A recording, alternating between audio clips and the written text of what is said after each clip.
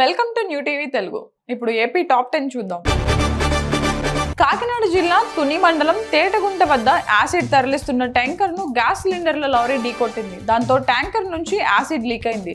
స్థానిక ప్రాంతమంతా దట్టమైన పొగ అలుముకుంది. తీవ్ర దుర్వాసన వెలువడింది. హైవేపై కిలోమీటర్ల మేర వాహనాలు నిలిచిపోయాయి. సమాచారం అందుకున్న పోలీసులు, అగ్నిమాపక సిబ్బంది ఘటనా స్థలానికి చేరుకుని పరిస్థితిని అదుపులోకి తీసుకొచ్చారు. ప్రసిద్ధ పుణ్యక్షేత్రమైన మంత్రాలయంలోని శ్రీ రాఘవేంద్ర స్వామి హుండీ లెక్కింపు కార్యక్రమం పకడ్బందీ ఏర్పాట్ల మధ్య ప్రారంభమైంది. మే నెలకు సంబంధించిన 29 రోజుల స్వామివారి హుండీ లెక్కింపు మొదలైంది. ముందుగా హుండీలోని కరెన్సీని, నాణెములను వేరు చేసి లెక్కింపు మొదలుపెట్టారు. ఈ కార్యక్రమంలో ఆలయ సిబ్బంది పాల్గొన్నారు. నర్సీపట్నం ఎన్టీఆర్ స్టేడియంలో స్పోర్ట్స్ అథారిటీ ఆఫ్ ఇండియా ఆధ్వర్యంలో పిల్లలకు సమ్మర్ క్యాంప్ నిర్వహిస్తున్నారు. ఈ సందర్భంగా చిన్నతనం నుంచి క్రీడాకారులను తయారు చేయడానికి ఔత్సాహికులకు వివిధ క్రీడాంశాలలో శిక్షణ ఇస్తున్నారు. గతంలో నర్సీపట్నం నుంచి అనేక మంది క్రీడాకారులు బాక్సింగ్, కరాటే తదితర క్రీడలలో జాతీయ స్థాయికి ఎంపిక కావడంతో చిన్నపిల్లలు శిక్షణ పొందుతున్నారు.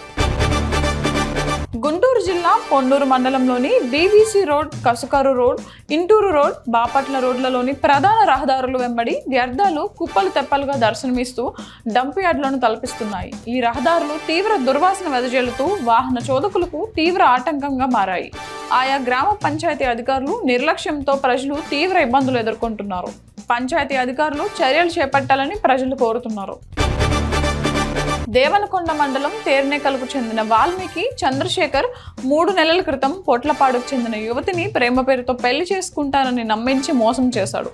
యువతి ఫిర్యాదు మేరకు పోలీసులు కేసు నమోదు చేశారు. విచారణ చేసి సిఐ సిబ్బంది కలిసి చంద్రశేఖర్ను అరెస్ట్ చేశారు. పత్తికొండ జేఎఫ్సీఎం కోర్టులో హాజరుపరచగా రిమాండ్ విధించారు.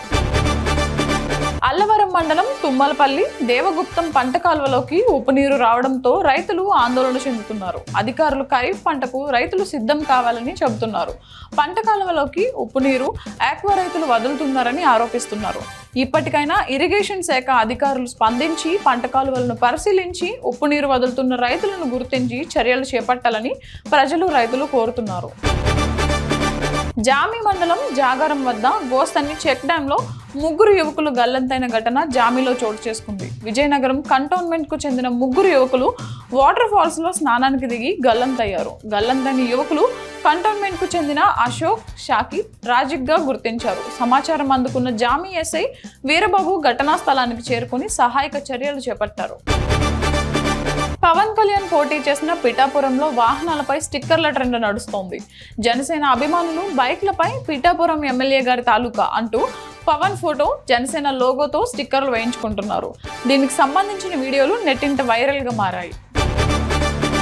సార్వత్రిక ఎన్నికల కౌంటింగ్ విషయంలో ఏజెంట్లు నిబంధనలు తప్పనిసరిగా పాటించాలని గజపతి నగరం నియోజకవర్గ ఎన్నికల రిటర్నింగ్ అధికారి ఎంవి సూర్యకళ అన్నారు. గజపతి నగరంలోని ఎన్నికల రిటర్నింగ్ అధికారి కార్యాలయంలో అభ్యర్థులతో సమావేశం జరిగింది.